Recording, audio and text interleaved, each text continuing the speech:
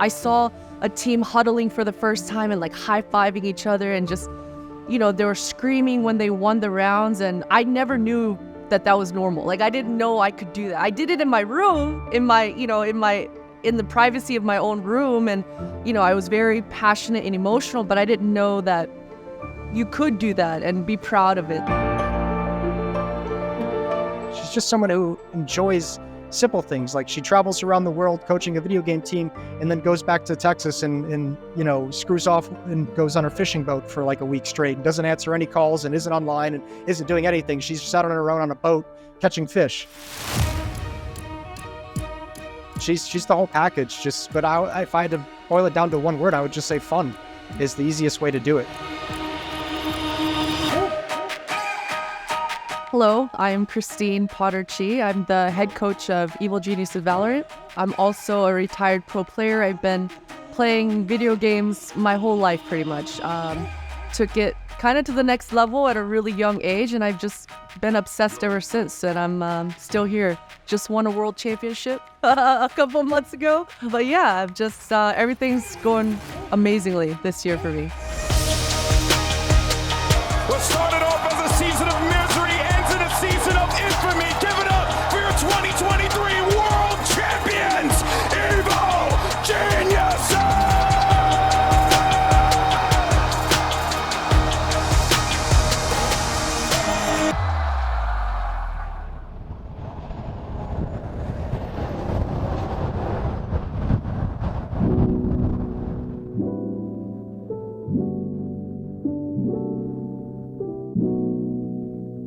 Well, when I was really young, when I was 13, well, even younger than that, my brother always played console games. Like, he was playing Final Fantasy, just a whole bunch of different games that I didn't have any interest in, but because he didn't let me play, I all of a sudden was like, what is this? Why can't I play? Why won't he let me use his stuff? And that kind of made me more curious for some reason. And it wasn't until I was like 13 that he finally let me start playing and using his PC. And yeah, I think just because I wasn't allowed to, it made me more interested in it.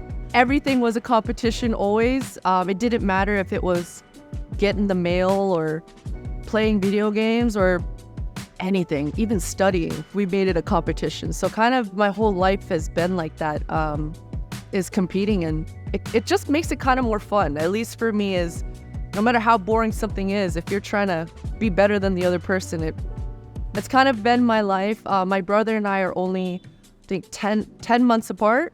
So there's, we were always competing against each other. Hi guys, it's Christine Potter-Chi. I landed here in Montreal on Friday morning. Me and Steph hanging out at her beautiful apartment in downtown Montreal. This is our third day of boot camp. The very first time it was really official that gaming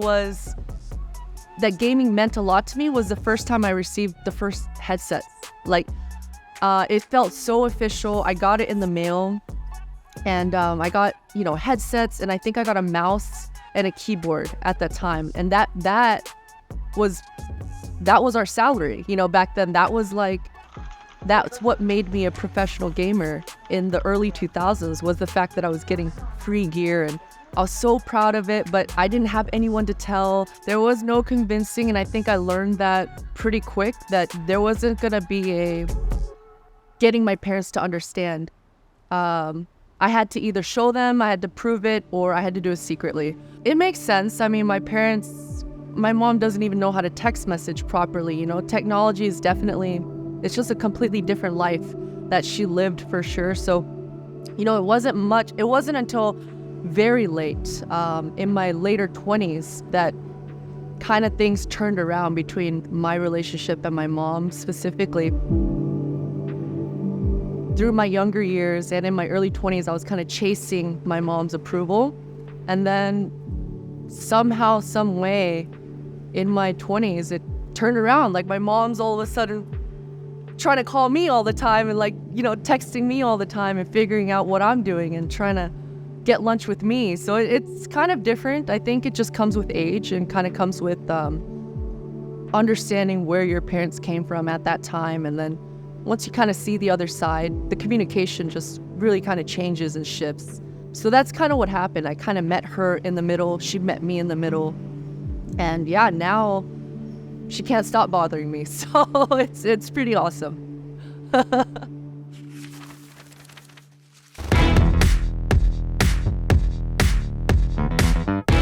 Everything was so new to me. And so my very first time competing I was in a public server, just having fun. Again, had no idea that you could join a community and chat with all these people and make a new team. I had no idea. You know, I was just joining servers and just having fun by myself. And then there was this one girl who heard my voice, and we were both just shocked. Like, oh, what the hell? You're a girl too. And I mean, back then it was really rare. I mean, in VALORANT now, it's incredible because, you know, you run into another woman and it's just no big deal. It's just a normal day, you know, but back then it was rare. So when we ran into each other, we were just like, whoa, who are you? Where do you live? You know, and it was very, it was awesome. So she invited me to it's called MRC back then. It's called MRC. She invited me into some channel called Womanation. And yeah, it just, one thing led to another. It was a channel filled with like 100+ women, all playing Counter-Strike in North America. And then we just started messaging each other. And then it happened very quickly because again, I'm a competitor. I want to be the best. So very quickly I figured out who was the best in this channel. And then I was like, I gotta be better than them. And I was. I'm vlogging and you're vlogging. She's vlogging me, vlogging you, vlogging her, me vlogging you. Obviously, when you have a group of 4 great teammates, it worked out. So it's like a huge weight off my shoulders now. So I'm just really happy. Yeah, baby! Woo! I think that in 2020, so many different things happened for so many different people. And for me, I wasn't done with competing.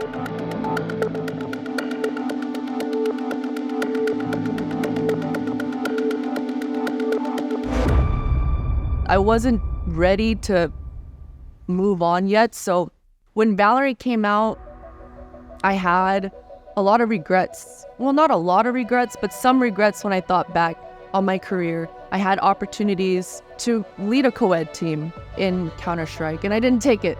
I was scared. I was scared of failure. So I didn't take it. So when VALORANT came out and that opportunity came, I was like, this time I have to try. So my mechanics definitely had a lot of catching up to do at that time, but it was so much fun. It reignited the competitive side in me. For 2 years, I was doing a lot of talent work, and when I came back to VALORANT and played, it was so fresh. It's the same concept, the same 5v5 FPS that I had 20 years in experience of, except with all these new abilities coming in, all this new utility. And again, that freshness just made my mind, like, that problem-solving, competitive side of me got reignited. So yeah, but the competing side didn't work. But I always knew that coaching was kind of just naturally going to be that second step for me. The mastermind, the brain trust, a legend, my good friend, Potter. She's one of those people that you just get really excited to see have success. I've always enjoyed watching her find success, whether it was playing as a competitor in Counter-Strike, playing in VALORANT briefly, obviously coaching in VALORANT, the huge success she had with that, and even her stint in broadcast as well. It's been fun kind of having those like little sporadic moments of intersection over the years at various points of being there when she's taken a new step forward. So watching her kind of develop in that space and go from asking me questions on how to navigate things to getting the experience and becoming the expert herself and kind of becoming experienced herself, it's been just a cool trajectory to watch.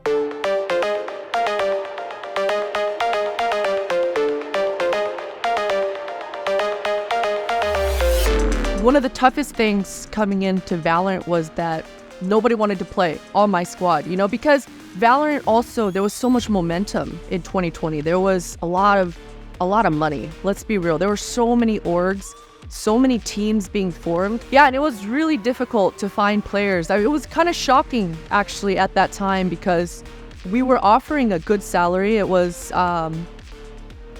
I forget the numbers, but it was good. It was like $5,000 or $6,000 a month, which is insane in my mind.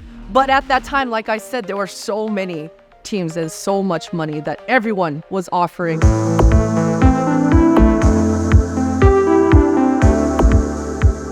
The lineup on EG came from nowhere. We had tier 4 or 5 players. If we think about Boostio and Jogimo especially, and Corbin, Calm, these were not players that had other options, and they were not sought out players, right? So when we think about EG and we're comparing it to these players who are making so much money, they were the cream of the crop, hand-picked, hand-selected. Of course, it was an uphill battle for us. Of course, we were always gonna have to work a little bit harder, but that's what we did, you know? We went 0-5 that first year after we qualified. Nobody expected us to qualify. You got this opportunity and you're doing everything with it. Yeah, and I think that's the key point is that the pressure was all of a sudden off. Yeah. We didn't even expect to be here. If we look at the actual, like on paper, where we started, where we ended, it's pretty incredible. Oh my God, let's go. Hey, let's get this pistol. We're gonna do that A rush, guys. Okay, they do not have a KO knife, but they have the bird. That process it was hard. Like I said, I didn't want to give up. I'm a competitor. I wanted to play. But I think if my GM, Andrew, if he didn't come up to me and was like, let's make a move, I think I would have kept trying to make it work. I'm so glad that I didn't give up on that, but I'm so glad that I pivoted and put my energy into coaching. I didn't realize, I've said this before in a lot of interviews, but I really didn't realize that it would fulfill me in that competitive aspect as much as it has. It's been so rewarding actually seeing the growth and seeing the impact that just your words can have. So it's been very rewarding. When you look around the industry and you look around the scene, I think she is kind of the exact person that we should be holding up to be the inspiration for people, for young gamers. She's had an incredible story and she's worked hard in every single thing that she's done. And she's the exact person that I would want to point to and say, this is someone you can model yourself after. This is the kind of person you should aspire to be like, that you should aspire to take on these habits that this person has had to win this many trophies. I definitely realize that that I have touched a lot of people with my story and things like this, and it's really cool.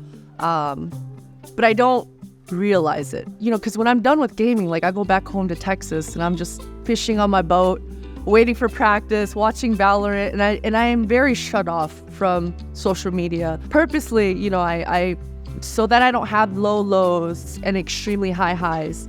I kind of disconnect myself from that aspect, but coming to events like this and talking to people and seeing how they react when they see me and stuff, it's so touching. It's so touching. It's so cool to think where esports is now, where it was when I started, and where it could be in just 5 more years from now. So it's insane. My dreams kind of formulated for me constantly as I went. I would have never made winning champions a dream at the beginning of last year because it was such a far away dream that it was more like a goal, you know, like let's reach for it. But it wasn't really a dream that I felt like was possible. But towards the end of the year, towards like July, June, yeah, I made it a dream for me. As I was walking off that stage in Tokyo, I looked at that trophy. And yeah, I made it a dream. It is with Potter. It just seems to be a tendency to win world championships. She's done it in everything. She's won so many in Counter-Strike. She built a legacy in Counter-Strike as a competitor, as a player. and now she gets to start building that same legacy as a coach in Valorant, and obviously a world championship this early is something great to have. I think a really good advice is to surround yourself with people that are better than you. The worst thing that you can do is be satisfied with being at the top of the scoreboard in that moment, because there's always going to be somebody who's better than you, always. So you can't be satisfied with that.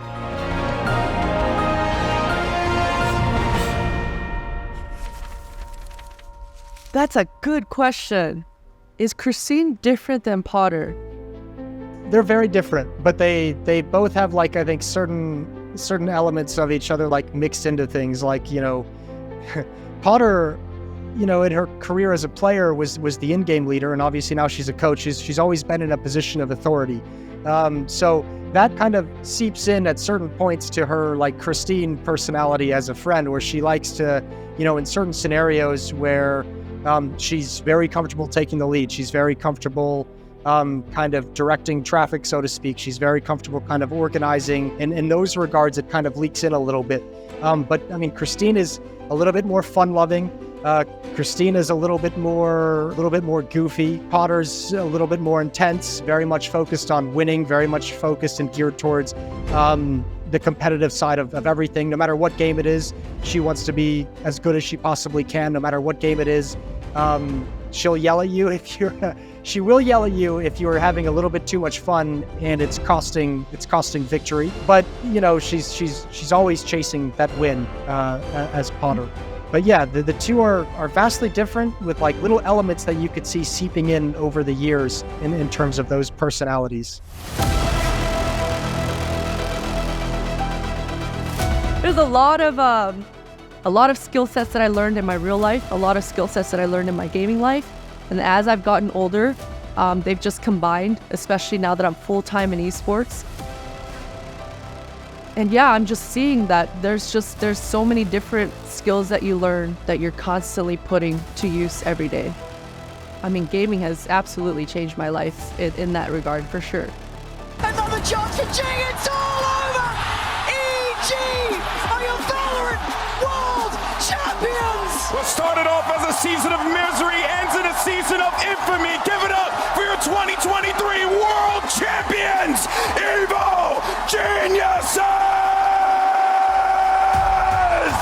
You started this season off and everyone doubted you, but you believed. I remember talking to you at Lock-In. You believed, you still believed, and now you're here. You are a world champion.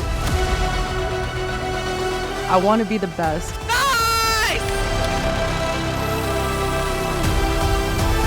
Getting there is definitely easier than staying there.